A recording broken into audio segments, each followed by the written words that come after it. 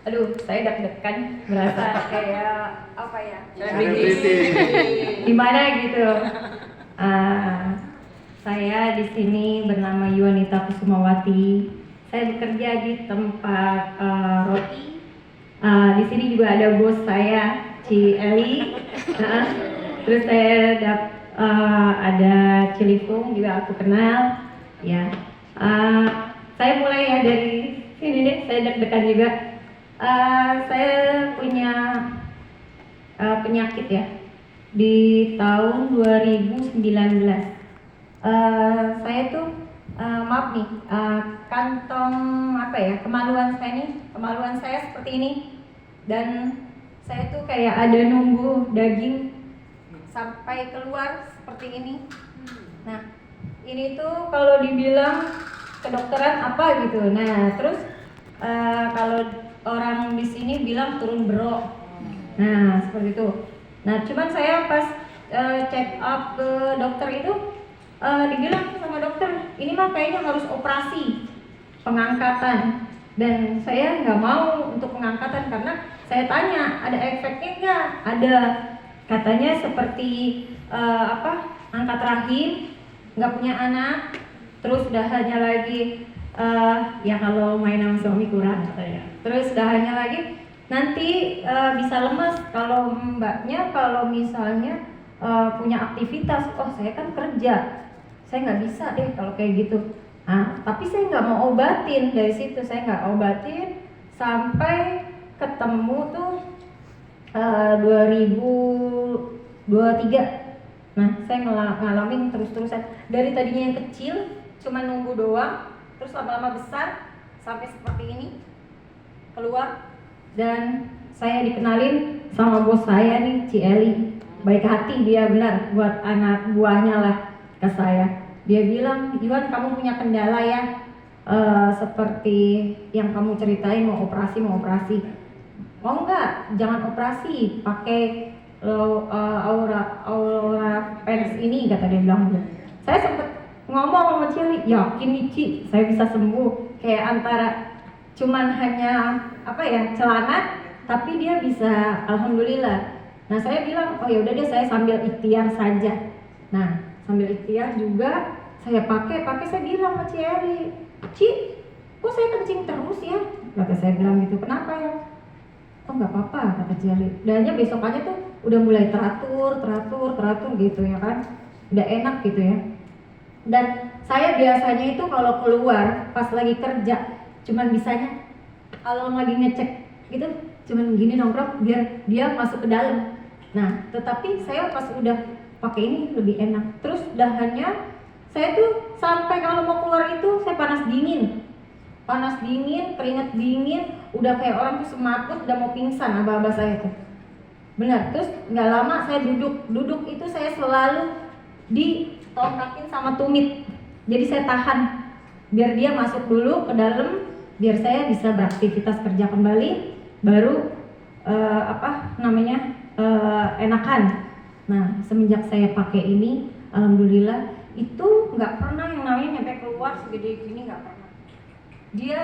Dia alhamdulillah dia keluar pun kecil, kemungkinan itu kecil banget. Udah gitu nggak pernah yang namanya saya nyampe sakit, keluar panas dingin gitu enggak, keringet dingin juga enggak, semuanya aku ngerasa enak. Terus perut juga rada enak ya, tadinya besar kan, rada besar, sekarang rada enak, itu enak banget. Nah, nggak lama saya ada kejadian kecelakaan dan kaki saya putus. Jarinya di sebelah sini nih. Ini boleh saya buka ya. Saya tunjukin. Nah, ini nih. Aduh maaf. Dari manis saya hilang satu. Ini kecelakaan dengan sendirinya sih. Saya salah sendiri karena saya mau beliin buah anak saya parkir, tapi saya belum habiskan gigi dan saya sudah nurunin kaki. Saya mau lepas kunci, saya malah megang gas, saya keserodot, di depan ada batu gede dan putus di situ, tapi masih keplek-keplek kayak gitu. Tuh berasa deh sakit banget, saya nahan itu sakit banget. Dan sampai Ci Eli sebelumnya dia memberikan kaos kaki ini dengan cuma-cuma, dia memberikan buat saya, Yuan kamu pakai di kaos kaki yang waktu itu saya pernah kasih. Emang buat apa itu, Ci? Bisa itu buat nopak kaki kamu, seperti itu. Nah, saya ngerasa masa sih, saya kayak orang tuh nggak percaya aja. Pas udah saya alamin enak. Tadinya ini kaki saya ini kan karena tulang ya, tadinya keras, tulang itu keras. Sekarang udah empuk dan ini kan saya jalan pakai ini kan rada gede. Tadinya saya jalan begini, karena saya nggak bisa napak, karena napak itu tulang saya ketarik, Ci. Jadi tulang itu ketarik, kayak jalan tuh gini ketarik. Nah, semenjak saya udah pakai kaos kaki ini enak banget, bener. Saya kayak orang berasa lari. Saya naik kereta aja tadi nggak ada yang kepincang-pincang, malah saya bantuin orang, nenek-nenek bawa barang, saya bantuin, saya bawa barang kayak gitu. Saya benar-benar sampai bersyukur ya punya bos yang sangat perhatian sama saya, sama anak buahnya, sampai semuanya diperhatiin lah ya.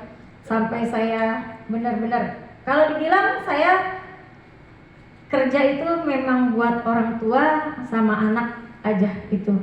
Dan gak lama kemarin saya juga kena musibah dari orang tua saya tuh, karena saya berhubung kerja ya, kerja yang dari 4:30 saya berangkat 4:30 subuh. Orang-orang kalau dibilang, kata bapak tadi Pak Dokter, jam 3 itu pada masih ada yang tidur. Kalau saya sudah bangun, sudah untuk masak, nyiapin anak-anak, bekal, jalan, gak lama saya jalan 4:30. Nah, dari situ saya ntar pulang itu nggak mesti ketahuan pulang jam berapa, kadang jam 5, kadang jam 6 kalau kerjaan kita lagi banyak kayak gitu.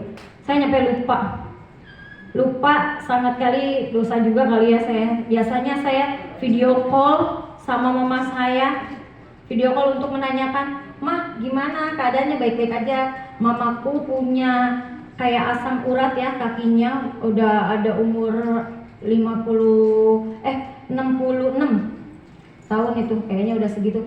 Nah, itu dia ngerasa sakit mulu. Nah, tahu-tahu 3 hari saya tidak menghubungi dia. Biasanya saya hubungin telepon. Dalam seminggu itu biasanya sekali, kalau nggak 2 kali saya telepon, karena saya nggak bisa untuk tiap hari bolak-balik ke sana ya Bu Ci. Nah, terus udah hanya kakakku yang WA, "Wan, mama nggak bisa bangun." Bingung dong saya, kok nggak bisa bangun, Mbak, kenapa? Iya, udah di tempat tidur aja. Nangis saya di kerjaan, saya di WA, saya nangis, ya ampun. Tapi saya nggak untuk bercerita, saya nangis. Terus nyampe rumah, saya telepon kakak saya, "Yang bener Mbak, gue mau ngeliat dong lewat video call aja." "Boleh," kata Edang itu. Ditelepon, dengan benar-benar mama saya berbaring, udah kayak lemes, mandi di tempat tidur, udah di lap-lapin gitu lah setiap harinya tuh 3 hari itu.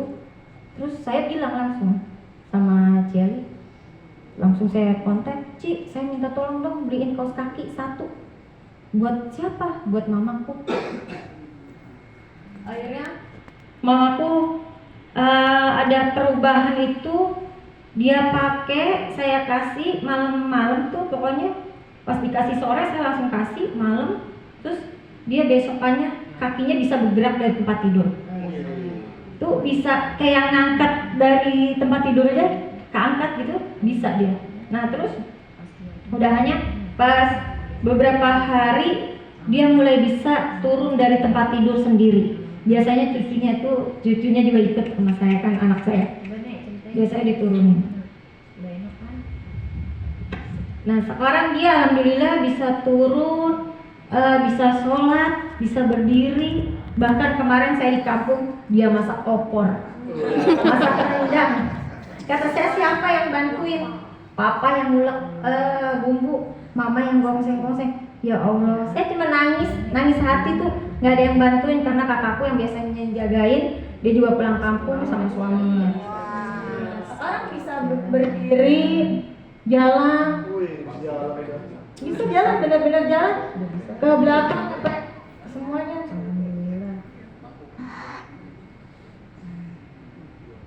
Terima kasih Allah sudah membantu orang tuaku untuk bisa berjalan. Itu pengalaman saya ya sih semuanya. Mungkin yang belum mencoba ya cobalah. Mungkin ya kita ikhtiar lah semuanya. Mudah-mudahan bisa kita sehat semuanya.